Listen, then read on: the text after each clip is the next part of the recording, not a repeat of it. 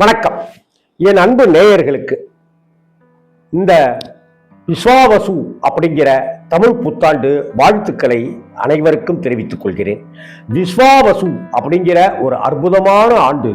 60 வருடங்களுக்கு முன்னாடி இந்த விஸ்வாவசு ஆண்டு வந்திருக்கு. அப்ப விஸ்வாவசு ஆண்டில் யாரெல்லாம் 60 வருடங்கள்ல பிறந்தாங்களோ அவங்களுக்கு இப்ப ஷஷ்டியத்துவ பூர்த்தி, 60ஆம் கல்யாணம் அப்படின்னலாம் நடக்கிற தருணம். அவர்கள் அனைவருக்கும் நான் அவர்களை விட வயசுல கம்மிங்கிறதுனால அவர்களுக்கு என்னுடைய வணக்கங்களையும் நமஸ்காரங்களையும் தெரிவிச்சுக்கிறேன். 60 வருடங்கள் மொத்தம். அந்த 60 தமிழ் வருடங்கள் மொத்தம் 60ல இப்ப விஸ்வாவசு வருடம் அப்படின்னு ஏப்ரல் 14. அப்ப இனி 60 வருடங்கள் கழித்துதான் விஸ்வாவசு வருடம் அப்படிங்கிறது வரும். புரியுதுங்களா உங்களுக்கு? சரி, இந்த தமிழ் புத்தாண்டு அப்படின்னு நாம கொண்டாடுறோம். எல்லாரும் நம்ம ஜனவரி 1 கொண்டாடுகிறோமே, ஜனவரி 1 கொண்டாடுகிற அளவுக்கு 25% கூட தமிழ் புத்தாண்டை நாம கொண்டாடுறதே இல்லைங்கிறது ரொம்ப கேவலமான வருத்தத்துக்குரிய விஷயம்னு நான் சொல்லுவேன். நான் தமிழ் புத்தாண்டு நம்மெல்லாம் தமிழர்கள் அப்படின்னு சொல்லிக்கிறோமே, தமிழ் புத்தாண்டை கொண்டாடணும். நாமெல்லாம் சித்திரை வருட பிறப்ப கொண்டாடணும், சித்திரை விஷுவ நாம கொண்டாடணும்.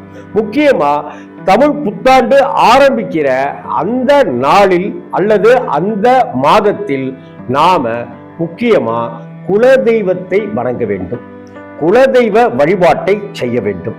அது ஐயனாராக இருக்கலாம், மதுரை வீரன் சாமியாக இருக்கலாம், அம்மனாக இருக்கலாம், பாவாடைக்காரியாக இருக்கலாம், இசக்கியம்மனாக இருக்கலாம், அல்லது பெருமாளாக இருக்கலாம், சிவனாக இருக்கலாம், அங்காளம்மனாக இருக்கலாம்.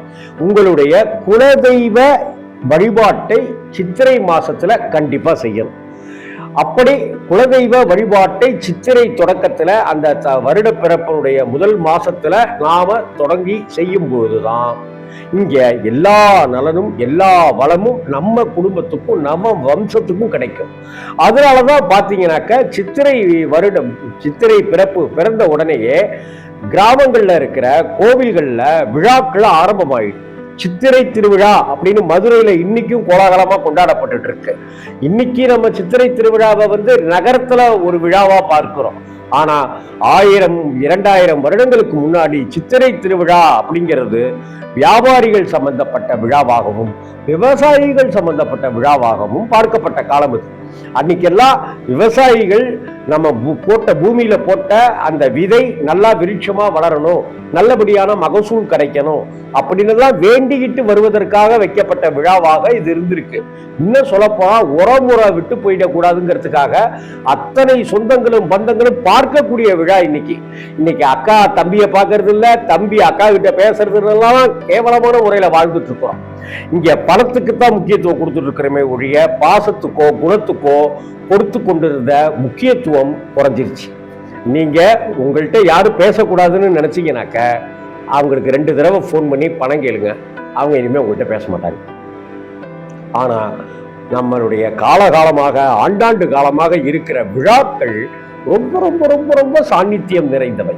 ரொம்ப ரொம்ப ரொம்ப பண்பையும் பாசத்தையும் அன்பையும் மனித நேயத்தையும் நமக்கு கற்றுக் கொடுத்துச்சு. எல்லாரும் இன்னைக்கு நடக்கக்கூடிய அழகர் கோவில் திருவிழான்னு சொல்றோமே, அழகர் ஆத்துல இறங்குறதுன்னு மீனாட்சி திருக்கல்யாணம்லாம் சொல்றோமே, அந்த விழாக்களுக்கு மதுரை சுற்றி இருக்கிற விருதுநகர் மாவட்டம், தேனி மாவட்டம், ராமநாதபுரம் மாவட்டம், சிவகங்கை மாவட்டம், திண்டுக்கல் மாவட்டம், இப்படி மதுரையை சுற்றி இருக்கிற இந்த மதுரை ராமநாதபுரம் ஜில்லா அப்படின்ற ஏரியாவில இருந்து மாட்டு வண்டியை பூட்டி கொண்டு வருவார்கள். அப்படி மாட்டு வண்டியை பூட்டிக்கிட்டு அவங்க கணவன் மனைவி குழந்தை குட்டிங்க மாவே மச்சான் அத்தை சித்தப்பு பெரியப்புலாம் வரும்போது அக்கம் பக்கத்து வீட்டுக்காரங்கள்ட்ட வண்டி இருக்காது, அல்லது மாடு நோய்வாய்ப்பட்டிருக்கும், அல்லது போய் அங்க 4 ஜாமான் குழந்தைங்களுக்கு விளையாட்டு ஜாமான் வாங்கணும், பட்டு ரவுக்கு துணி வாங்கணும்னா காசு இல்லை அப்படின்னு வராம இருக்கிறவங்களையும் அள்ளி போட்டு வண்டியில கூட்டிட்டு போய் அங்க இதே வைகை ஆத்தங்கரை பக்கத்துல வழிநெடுக இருக்கிற பல இடங்கள்ல நாம அங்க படையல் போட்டு சோறாக்கி காய்கறி சோறு போட்டு எல்லாரும் சாப்பிட்டு ஒண்ணா வளர்ந்து அந்த விழாவை தரிசிச்சுட்டு போவாங்க. இன்னைக்கெல்லாம் பாசம், நேசம், பிரியம், உறவு அப்படிங்கிறதெல்லாமே கிடையாது. நாம இங்க எல்லாத்துக்கும் ஒரு அளவீடு வச்சுட்டு இருக்கிறோம். அழகா இருக்கிறவங்க கூட பேசுறது அப்படின்னு ஒரு கணக்கு வச்சிருக்கிறோம்.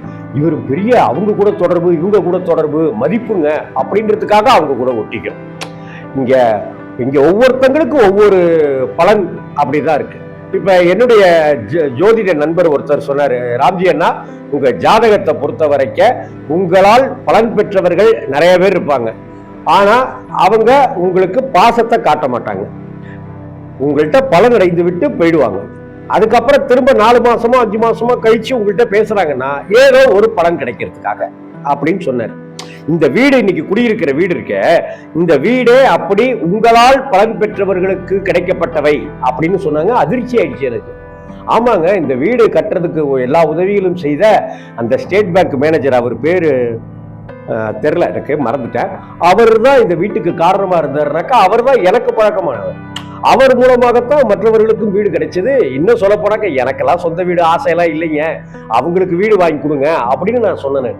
ஆனா என்னால் பலன் பெற்றவர்கள் அப்படின்னு பார்த்தால் இங்கு ஏராளமானவர்கள் இருக்காங்க. இது ரிஷபராசி ரோகிணி நட்சத்திரத்துக்கே உண்டான சாபக்கேடு. யோசிச்சு பாருங்க, மகாபாரத யுத்தத்துக்கு முக்கியமானவனா இருந்த கிருஷ்ண பரமாத்மா, அவனை விட்டுட்டு நம்ம தர்மரை பற்றியும் கர்ணனை பற்றியும் துரியோதனனுடைய கோபங்கள் பற்றியும் கௌரவர்கள் பற்றியும் நம்ம பேசிட்டு இருக்கிறோம் இல்லையா? அது அத்தனைக்கும் மூலாதார சக்தி சக்கரதாரியாக இருந்தவன், வியூகம் வகுத்தவன் யாரு? பகவான் கிருஷ்ணர். இப்படிதான் நடக்கும். ஆனா இந்த சித்திரை மாதம் அப்படிங்கிற ஒரு அற்புதமான மாசத்துல குலசாமியை தயவு செய்து வழிபட்டுருக்கு. ஒண்ணு. ரெண்டாவது, உங்களுடைய இஷ்ட தெய்வம், உங்களுக்கு காளி தேவி இஷ்டமா இருக்கலாம். எனக்கு திருநெல்வேலியில எனக்கு ஒரு நண்பர், ஒரு அண்ணன் எனக்கு பழக்கம், அவர் பேருக்கு பக்கத்திலே காளி அப்படின்னு போட்டிருப்பார், முகநூல்ல இருக்காரு. அவர் எப்படி குலதெய்வ வழிபாடு முக்கியம்னு நினைக்கிறாரோ அதே போல காளி தேவி மேல அப்படி ஒரு பக்தி கொண்ட ஒரு சாத்த வழிபாடு செய்பவர் அவர். அதே போல வாராகி வழிபாடு செய்யுங்க. உங்களுக்கு இஷ்ட தெய்வம் வாராகியா, வாராகி வழிபாடு. முருக வழிபாடா, சித்திரை மாசத்துல முருக வழிபாடு. ஆக தமிழ் வருட பிறப்பின் அந்த முதல் மாதமான சித்திரை மாதத்தில் குலதெய்வத்தையும் இஷ்ட தெய்வத்தையும் நாம கெட்டியா பிடிச்சுக்கணும். ரயில் போது இல்ல தண்டவாளத்துல ரெண்டு தண்டவாளம் இருக்கு இல்லையா, 2 தண்டவாளம்.